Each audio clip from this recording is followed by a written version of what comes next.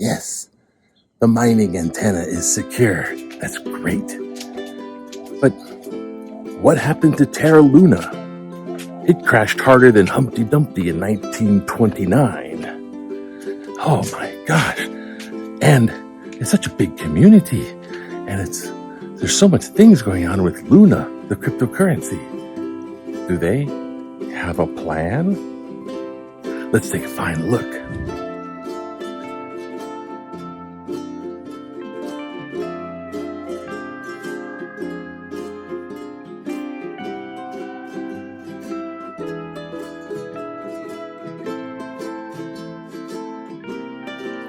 How's it? Hang loose. Welcome to Mongoose Max Hawaii, the channel, and this edition of Crypto Corner. Now, this time we're going to take a deep dive into Terra LUNA.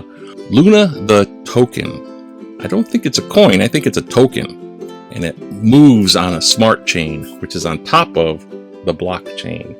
The blockchain moves on, and the smart chain does a lot of quick actions, and there's a lot of things you can do on the smart chain aspect of a blockchain. So just a little quick reminder, disclaimer, I'm not a financial advisor, so whatever you do with your assets, you are deciding to do with them. You are responsible for your assets, whether it's gains or losses. Everybody's responsible for their own assets. So don't bet the farm. And this is a story of people betting the farm. Terra LUNA, if you haven't heard, is a crypto token. I'm going to stay with token. Crypto token, which crashed. It crashed badly. People had invested. It was such a good project. People had invested all their assets, all their money, their fiat money, their dollars and cents. They're investing in this. Some are saying their life savings are invested in this, and it's crashed. It was at $100 or so.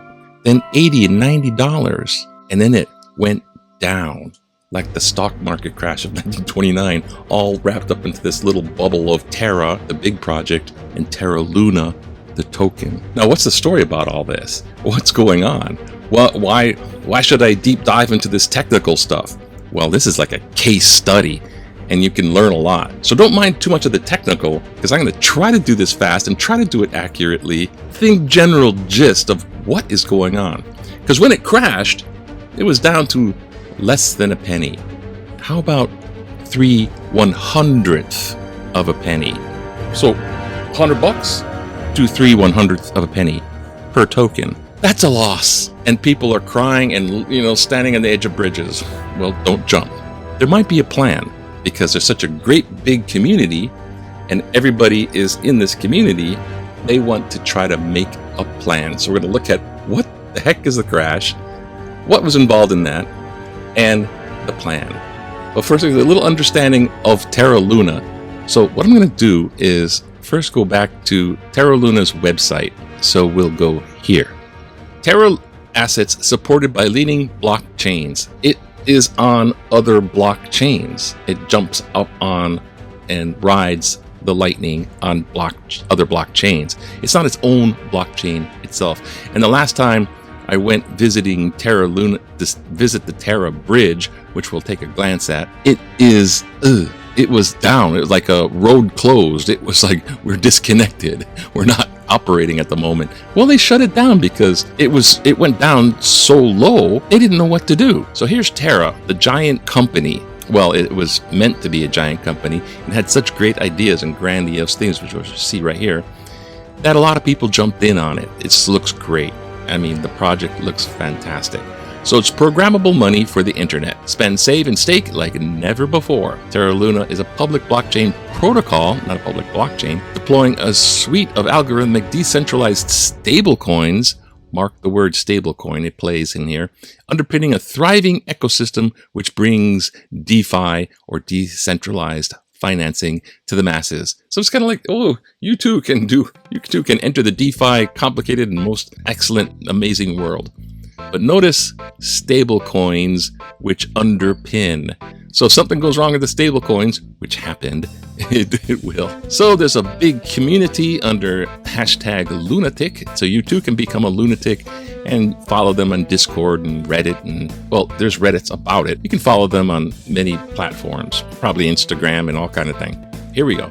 Terra ecosystem is booming. Join the creators and builders and users of the Terra ecosystem, pioneering the future of DeFi and online communities.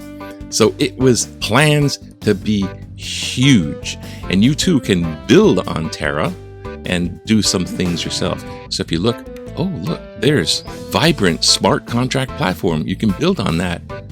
The UST, T is for Terra. Don't confuse this with USDT, which is a Tether coin. This is UST.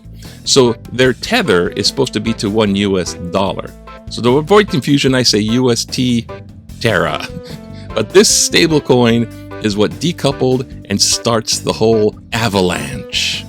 So there's a thriving cross-chain DeFi community built on this sentiment for consensus. So as the blockchain, or as it builds upon the smart contracts, it verifies.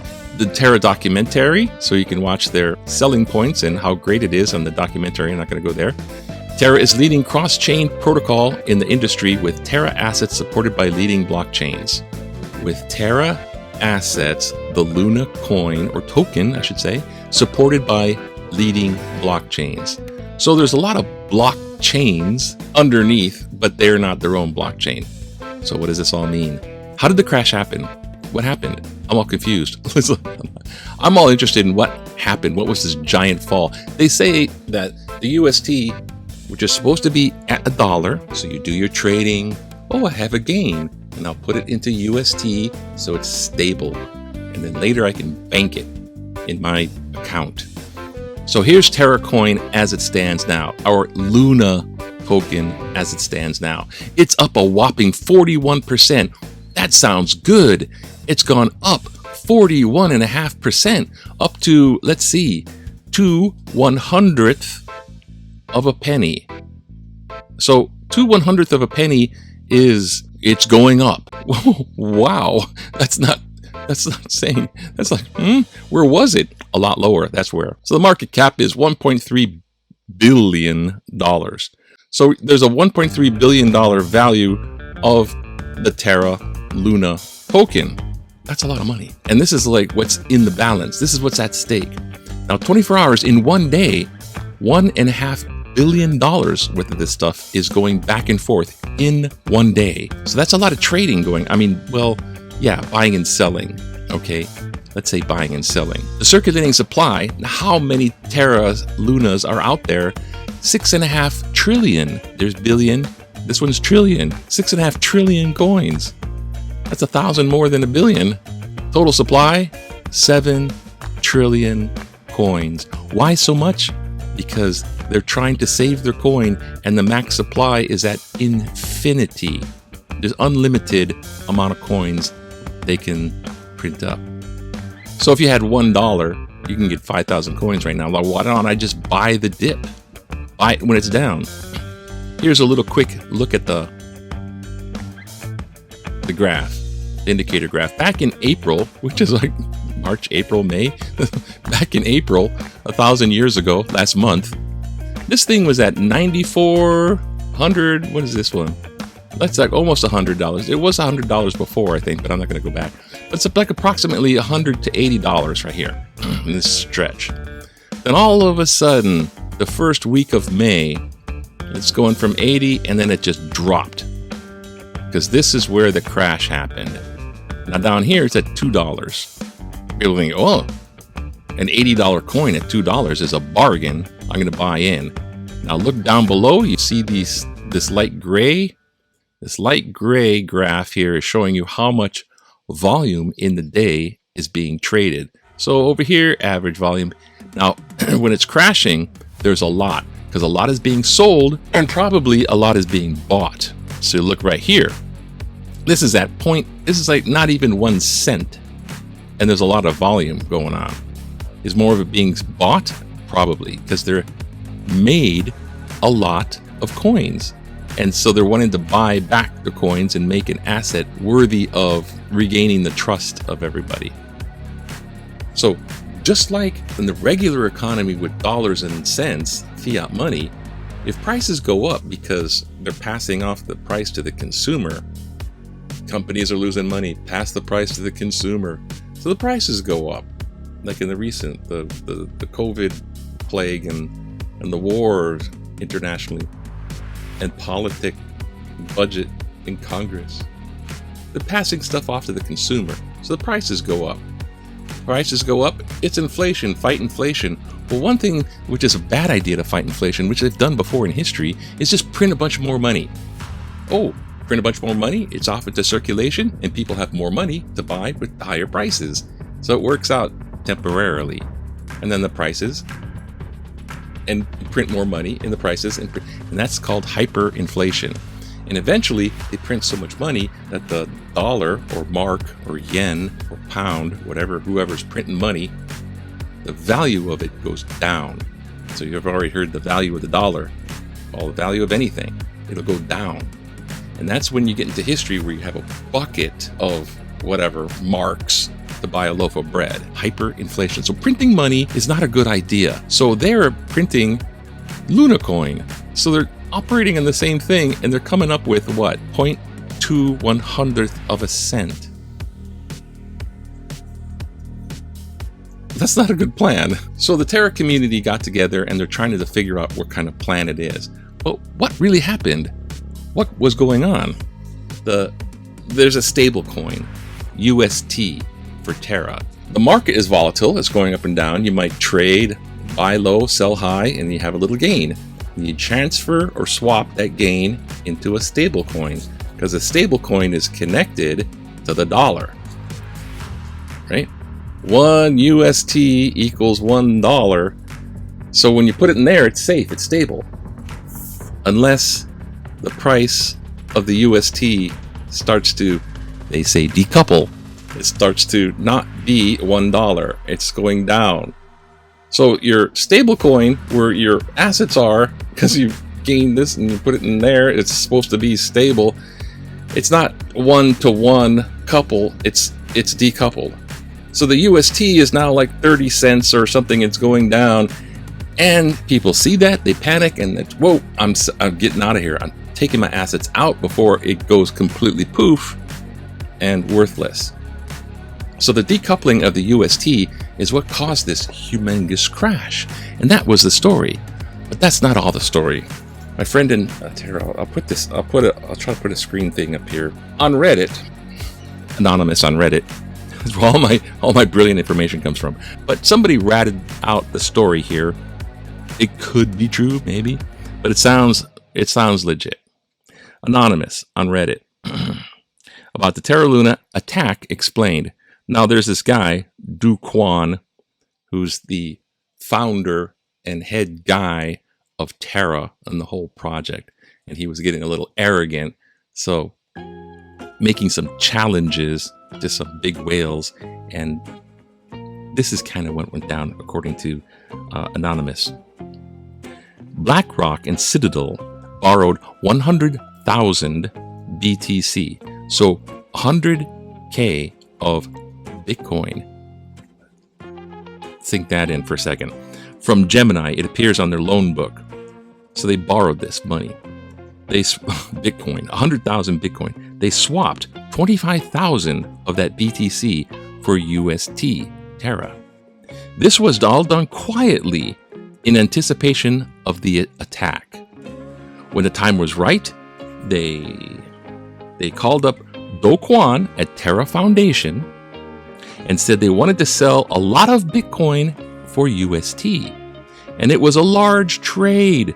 So they told him they didn't want to move the market like whales. A whale has a lot of a certain asset, and if they move a lot of it, that market starts to flip like a bowling ball's being dropped into a bathtub. If they would move a large block of BTC at a discount for UST, Do Kwan took the bait. He gave them a huge chunk of UST for Terra, thus lowering the UST liquidity significantly. Now they have a giant chunk of UST, so people it's harder to go in and out of that bit of UST. So that's the liquidity. At that point, BlockRock and Citadel dumped all of their Bitcoin and UST.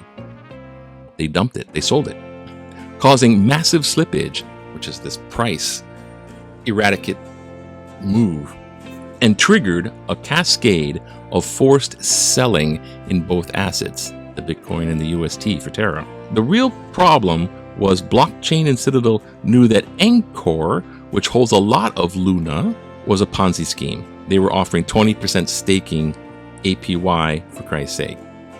So Anchor is another entity, and they were involved in something of bad faith. They were scamming people using Ponzi scheme tactics.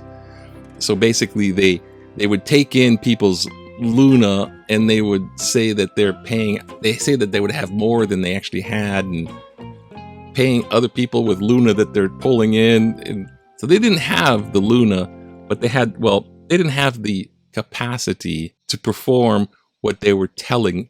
They lied for a scam, and they were basically in the process of scamming people out of their Luna. So Anchor was a Ponzi scheme, promising big but not delivering. And when Citadel and BlackRock dumped the BTC and UST, this crash would trigger more withdrawals from Anchor can repay.